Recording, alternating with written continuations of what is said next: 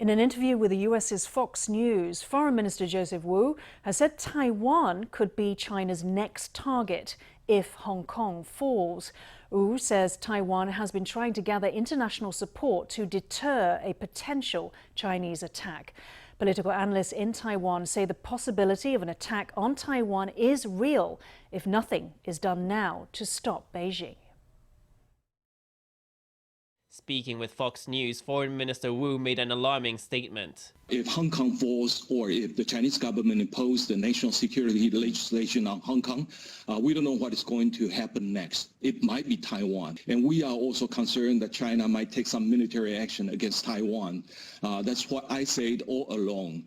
When the Chinese government is facing crisis domestically, the best way for it is to find a scapegoat outside. And Taiwan can be a very easy scapegoat for China. Wu said China's promises were not to be trusted. He said Taiwan was building up its defenses through its diplomatic and military efforts. Of course, we don't want China to think that Taiwan is so vulnerable that they can take over Taiwan very shortly by military means. So we're trying to get the support from the United States and from around the world diplomatically.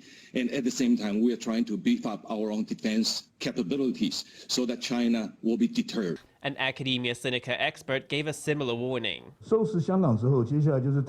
After Hong Kong is dealt with, Taiwan comes next. Once Hong Kong falls, China will begin applying its imperialist pressure on Taiwan. We should all brace for that. After the coronavirus, the next big plague will be Chinese nationalism. From the government to civic society, we must all be united against this, just as we have been the past 3 months as we've fought the pandemic. The scholar called on the government to open Taiwan's doors to Hong Kongers, saying that support for Hong Kong was support for Taiwan. Cambridge University Senior Research Associate Alexander Golak urged sanctions against China in an article in Germany's Deutsche Welle. In it, he says, unfortunately, Hong Kong is lost, but China must now be made to feel serious consequences for its actions. Otherwise, emboldened by its success, it will attempt to annex the neighboring island of Taiwan. He said Beijing fears that Taiwan's democracy could inspire a pro-democracy movement at home. He called for countries of the world to hit China with sanctions and to give Taiwan assurances of military aid in the event of an attack.